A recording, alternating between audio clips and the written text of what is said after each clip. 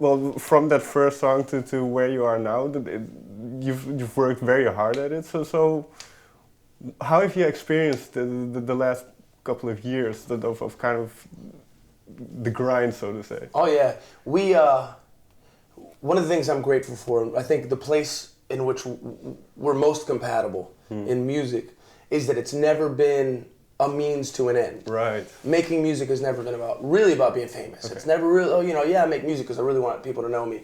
Or I make music because I really want to make money. Or because I've seen other people become rich and famous.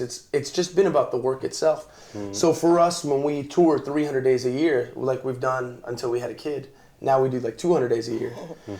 It was never about, okay, if we do 300 days, maybe we'll do this will be achieved, or this achievement.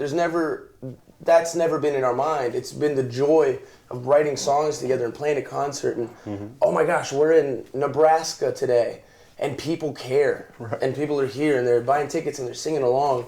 The work itself has always been the treasure. And being able to do it with somebody that we love just makes it more so.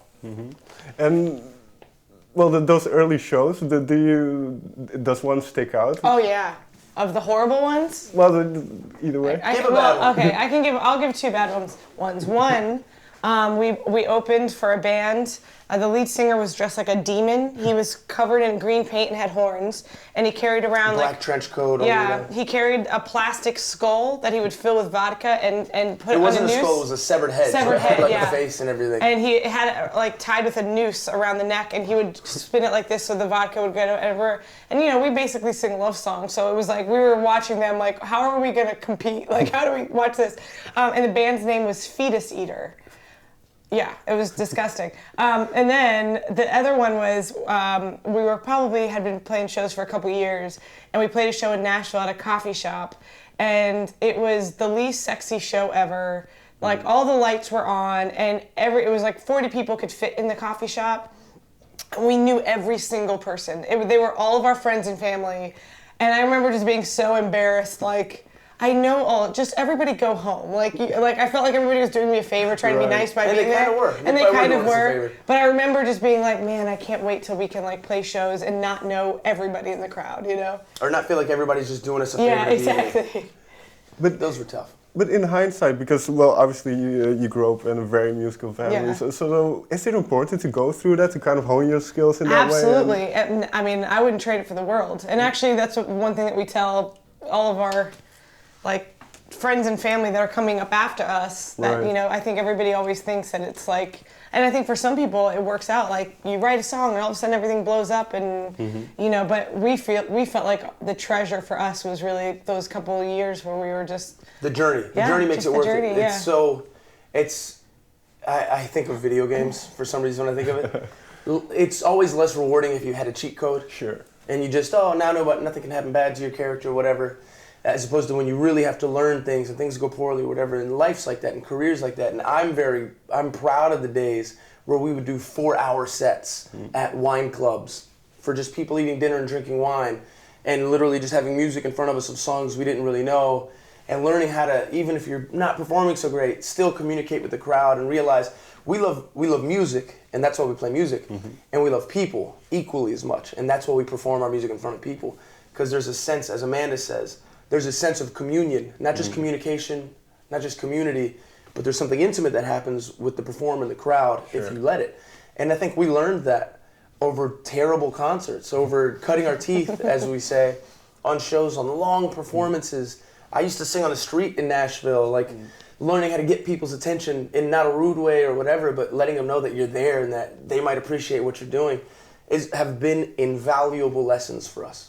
So if we move on to the album and Georgica Pond, and performing those songs, is there maybe one reaction that stands out, that a fan came up to you and said something about the music? Or for performing Georgica Pond, my favorite moment in the show when we're playing songs from Georgica Pond is when she sings the song Georgica Pond. Okay. I try to step out of the light as much as possible, and on the record I sing a little bit of background vocals, but live I don't. I just let Amanda carry it and I'll play guitar. But I like to stand in the shadows and just watch the crowd, because you'll see people, there's 3 typical reactions. One is just outright crying, just weeping. 2 is intrigued. You see the person watching, and then they're surprised by the tears. That's it. But then the other one is my favorite one to watch. It's the person that's trying their hardest not to cry. And then the dam breaks. But so that track then, is it a very emotional track for you as well? Yeah, it's super emotional for me because I kind of wrote it just on a fluke. It wasn't meant to be on the record at all. I was putting our son down for a nap, and we were staying in Georgica Pond. It was my mom's favorite place in East Hampton, New York, and so it was the first time bringing our son, and so he never got to meet her, but here we are in this place that she loved, and I'm remembering stories about her, and I'm trying to tell my little baby that doesn't understand language yet about his grandmother. Sure. And so I put him down for a nap, and I just started singing this song to him, and I was in the shower, and I kind of kept singing it to myself, and then I saw Abner with his cell phone coming over the shower door trying to record what I was thinking. Audio only. Yeah, audio only. And so it was really personal to me, and actually at first I was like, no, I don't want to put it on the record, and he kind of convinced me to do it, and so the first time he was like, let's just record it all the way through, like, let's just do it one take, we'll record it, that's what it'll be.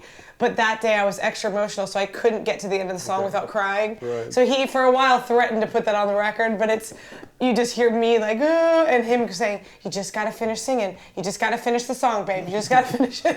So we decided not to put that one on, but. Abner, do you remember what you said to her to convince her to put it on? I wasn't very subtle. I didn't try to convince her. I said, it's going to be the name of the album, and it's going to be the title track. She said, no, I don't think so. I said, yes, it will. Just wait and see. I didn't push it. I didn't force it, but I was very confident that it was, the theme of the album was covered in that song, and at some point she agreed. Yeah. Final question then, because I think my time's up, but and then I'd like to say the way you write songs, do you write together in the same room, or do you write your own verses, or is it? We most of the time we write just together in the same room, or in the case of like Georgica Pond, or that's I guess a good example. Drunks, like where or some other ones. I'll be singing something in my head, and then he'll be like, oh, that's good, and then he'll grab the guitar and we'll start like actually working on it. Drunks was a song that it's kind of my favorite. He had written down. In his like notebook, I want to write a song the drunks all sing, just meaning, when you go to, there's a pub that we loved in Nashville, and everybody would get together, they'd be fighting, watching a match on TV, and then, some guys would come up and start singing, and everybody, didn't matter whether they were like friends or not, by the end of the night, they were hugging each other, having a pint, and it was something that music did, and so he had just written down, like, I want to write a song like that, like that brings people together in that way. And so, he'd been strumming something on the guitar, and we couldn't quite we knew we liked the feel of it, but we couldn't quite find the right words to go with what he was playing. And we were writing with a good friend of ours. And so we started looking through old notes to see if anything struck us. And he kind of giggled and said, oh, I just wrote down, I want to write a song the drunks all sing. And so I just sang that line over. Because I was like, oh, I don't think that could be a lyric. And she's like, of course it can. I want to write a song the drunks all sing. Like, yeah. I wrote the song. But yeah, so it's always from like different ways it always happens, but usually there's some sort of like wine or beer involved. On Georgica Pond, the album, there's a buddy of ours, Britton Newbill, who we've written with for years. He actually sang with us on this he's done a lot of TV performances with us. Okay. In the States, we just did Conan O'Brien's show. Sure.